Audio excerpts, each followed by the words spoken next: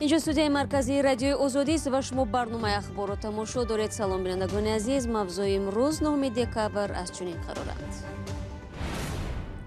ширкати барқи тоҷик аз мардум маъзарат хост ва гуфт ки аз фардо дар тоҷикистон барқ пурра дода мешавад.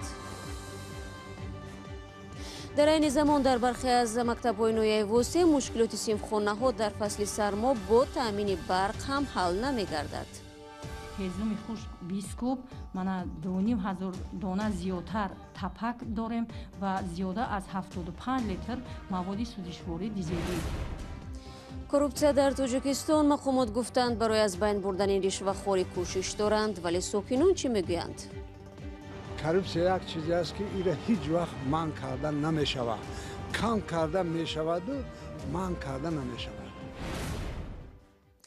ширкати барқи тоҷик имрӯз эълон кард ки сар аз 10 декабр дар кишвар маҳдудияти барқрасонӣ бекор карда мешавад. бештари аз сокинони тоҷикистон тақрибан 2 моҳ ба ин тараф ва дар ин шабу рӯзҳои сард ба камбуди барқ рӯбарӯ мебошанд. мардум аз манотиқи мухталифи кишвар мегӯянд аз соати 7 то 7 шом интиқоли барқ ба манзили онҳо қатъ мегардад ва чунин вазъ зиндагиашонро мушкил кардааст. мулораҷаб юсуфӣ ва амриддин олимов мавзӯъро идома медиҳанд. شرکت برق تاجیک صبح امروز با نشر یک مراجعتنامه از مردم معذرت خواست و گفت از فردا ساکنان تاجیکستان پرره با برق تامین خواهند شد. مدت زیادتر از یک ماه ما بسبب کارهای نظارتی تعمیری پروفیلاکتیکی نتونستیم که مردم پرره با برق تامین نماییم. ولی این لیمیت نبود. این در بعضی منطقه ها زینه به زینه خاموش کردن برق بود. و ما دیدیم که این چیخی سر و صداها رو بلند کرد. حتی با ما را تحقیر هم شنیدیم. کمبود برق دوام بیش از یک ماه گذشته ساکنان را نگران کرده بود. هر روز شبگی ما از بالا هستیم، از قشلاق هستیم، ما خیلی برق نباشد پیشگاه داریم در خونه علاب میکنیم. از تاریکی ما اذیت میکشیم، از خنکی نه. در سکسی ها از خنکی عذاب میکشند. مسئولین شرکت برق تاجیک برخی از نظرها درباره مشکل کمبود برق در تاجیکستان را رد کرده گفتند آنها برق را به پاکستان و افغانستان نفروخته بودند و به ازبکستان هم از معیار زیاد آب نداده بودند. حتی گفتند که ما گویا که برق به افغانستان و پاکستان میفروشیم. ما آب در وقتش به ازبکستان فروخته ایم که امروز آب نداریم که اینا کلاً به اساسن.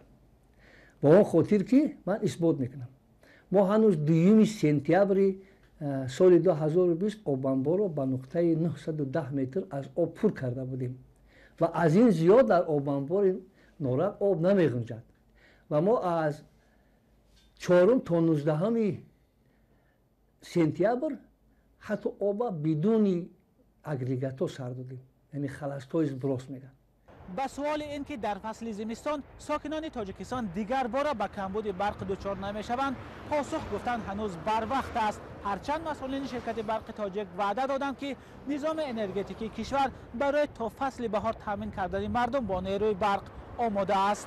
مولارجب یوسفی، امرالدین عالموف، آزادی دوشنبه.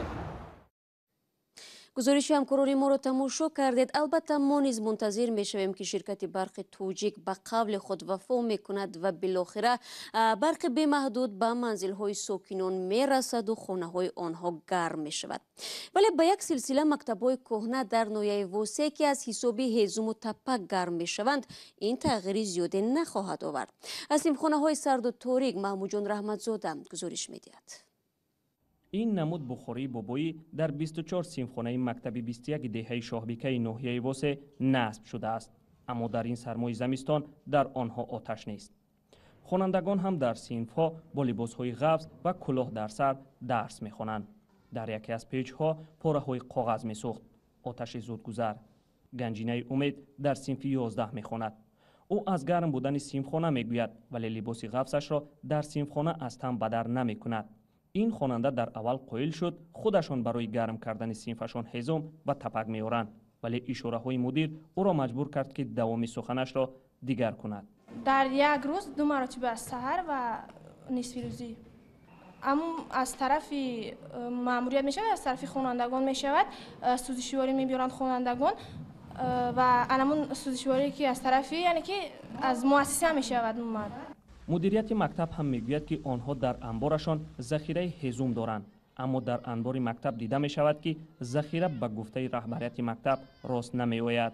در مؤسسه هزوم خشک 20 کوب، مانا 2500 دانه زیادتر تپک داریم و زیاده از 75 لیتر مواد سوزشواری دیزلی. بعضی پدر و مادران هم از پولپرسی فرزندانش و سیمخانه های سرد مکتب شکایت میکنند. 10 نبیره نورعلی دولتوف در این مکتب میخواند. او میگوید که از مکتب کهنه مکتب نو سازند او بهتر است. باید نیست شکایت هم کنه با کی میکنه آخه این فوند معرف کجا میشوه رو با هم خلق آوردگیان. سردی سیمخانه های این مکتب در حال دیده می شود که بنابر شکایت ها در شبکه‌های اجتماعی این حالت خاص تنها یک مکتب یا ناحیه نیست. مؤلفان نمونه های زیاد می آورند. حالا آنکه هنوز در ماه مارس حکومت دستور داده بود که تمامی مؤسسه ها از جمله مکتب ها به زمستان سال 2020 و 21 آماده شوند. در ریاست مالیه منطقه کلاب هم گفتند که برای زمستان گذرانی مؤسسه های تعلیمی 1,817,000 سومانی جدا شده است. پدر و مادران میگویند شاید این مبلغ کمی کرده است که از آنها نیز پول ستانیده می شود، ولی با وجود این مکتب ها سردند.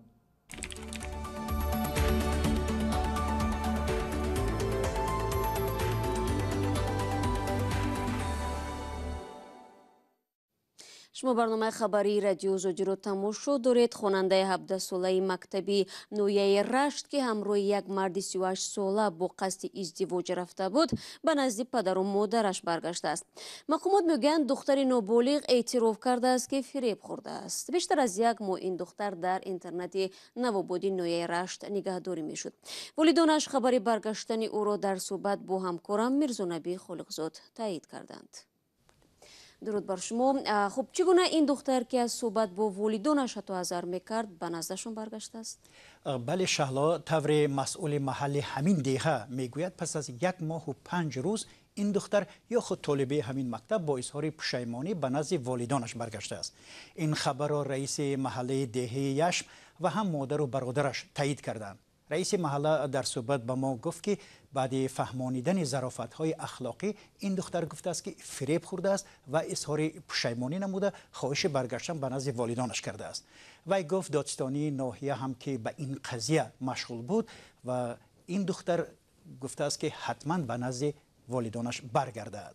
رئیس محله میگوید با این مرد 38 ساله هم صحبت کرده است و گفته است که اگر واقعا با این دختر میخواهد ازدواج کند خواستگار فرستد. حالا این دختر در نزد مادرش و انتظار میرود در روزهای نزدیک به مکتب به تحصیلش ادامه دهد. خب چون از آن مرد یادآور شدید، خود آن مرد و یا نزدیکانش درباره این قضیه چیزی میگویند؟ میدانید کوشش های ما برای پیدا نمودن این مرد نتیجه نداد، ولی تنها یک نفر که خود را از خویشاوندان همین مرد معرفی کرد قبلا گفته بود که واقعا این آدم در روسیه زن و 2 فرزند دارد و 5 ماه پیش به تاجیکستان آمده میخواد زنی مسلمان داشته باشد. اما برادر این دختر میگوید که این حادثه شأن آنها را پس داده است.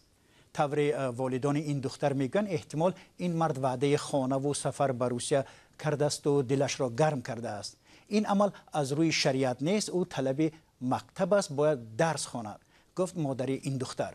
حقوقدان ها میگویند اگر از یک طرف این قضیه های ناموسی به شما رود و از طرف دیگر به عمل عروس دزدی ربط دارد که خصوصا در کشورهای آسیای مرکزی زیاد رخ میدهند. هرچند درباره عروس دزدی در تاجیکستان آمار دقیق وجود ندارد، ولی در قرقیزستان همسایه ما به حساب حامیان حقوق هر سال تا 12,000 دختر را جوانان میدزدند.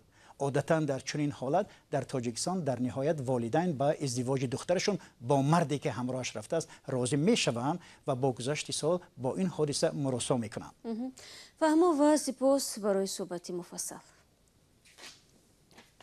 من برنامه را ادامه میدهم. در تاجیکستان معرکه اطلاعاتی 16 روزی ضد زورآوری دوام دارد. امسال این چاره‌بینی به دوره پاندمیای کرونا ویروس و карантин و خانه‌نشینی ها راست آمد. مسئولان سازمان زنان گلرخسار در شهر خوجند میگویند این وضع ناگوار باعث افزودن مناقشه های اویلوی و مراجعت بیشتر زنان به سازمان آنها گردید. فرزان محمدی موضوع را پیگیری کرد. زنانی که از یاری‌های سازمان گلرخسار استفاده کردند میگویند شاید در هیچ دوره دیگر اینقدر سخت به چنین کمک محتاج نبودند. همهگیری کرونا ویروس، بیکاری، کرانتین، محدودیت‌ها، بالاروی نرخ و نوا، عصبانیت، همه این فضا را در عائله‌های آسیب‌پذیر ناگوار کرد و سبب جنجال و خشونت گردید. به شمارش این سازمان که به زنان آسیب دیده و بی سرپناه مانده یاری‌های طبی و روانی می‌رساند و پناهگاه موقتی می‌دهد، امسال مراجعت به آن نظر به سال گذشته 500 عدد بیشتر بود. آنها نیز بر اینند که پهن شدن بیماری وضع را بدتر کرد. اهل اویله پیش که همه مردها به کار میرفتن یا اینکه زنها با کار آواره بودن، آنقدر از حال و احوال یکدیگر بیخبر بودن. وقتی که در اویله سرجم همه نشستن، مناقشه های اویلوی زیاد شد. وقتی زنان هدفی لطوکوف قرار میگیرند یا حتی از خانه رانده میشوند، سازمان گلرخسار به آنها برای 2 هفته جای زیست امن میدهد.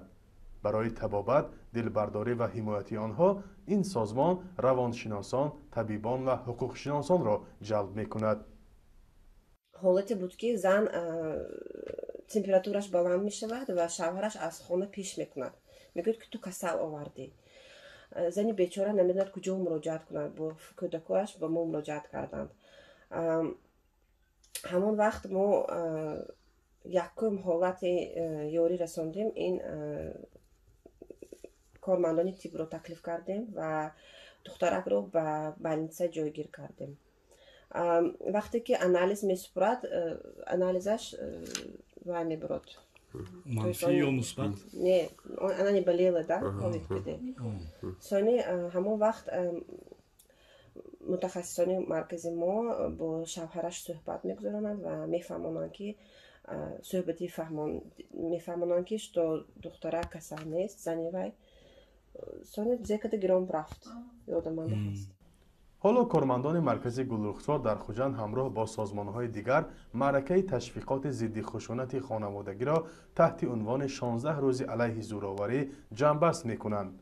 کارمندان مرکز گلرخسار با آینده خوشبینند و میگویند تجربه بیش از 25 ساله به آنها از سختی و مشکلی‌ها نهراسیدن را آموخته است. فرزان محمدی، رادیو آزادی، شهر خوجند. امروز در جهان همچون روز بین‌المللی ضد کروپسیا یاد می شود. بعضی سازمان‌های خارجی تاجیکستان را در قطار کشورهای فساد زده شامل کردند که سطح فساد در این دولت‌ها زیاد است.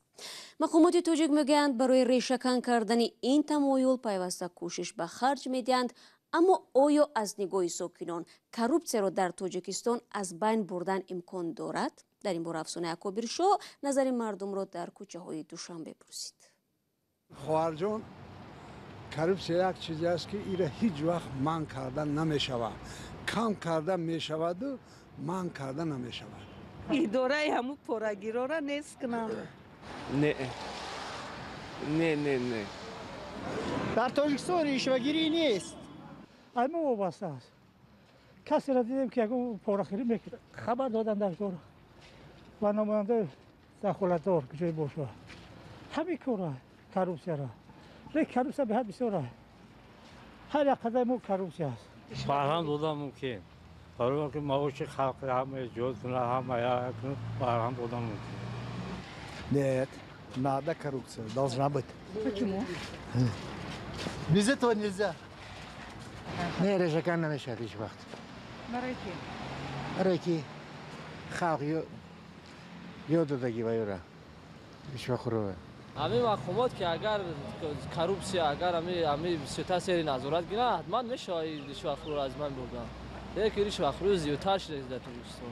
این لبای سوهایی که باشه در آباد باشه ریشوخری خیلی زیادتر میتونه که کروپسیا زیر نظارت خیلی بعد مره. بینندگان عزیز، برنامه را در همین ثانیه ها به پایان میبریم. تشکر برای همراه بودن. تا صحبت بعدی چون همیشه میتوانید زیر نشانی www.azadi.org از وبسایت رادیو آزادی استفاده کنید. نوارهای جالب در آزادی ویدیو کانال ما در یوتیوب گذاشته می شود. همزمان صفحه ما در شبکه‌های اجتماعی در خدمت شما ایزان است. یادتان نرود فردا شما را با خبرهای نو در برنامه منتظر خواهیم بود. خود را احتیاط کنید و خدا نگهداری شما ایزان باشد.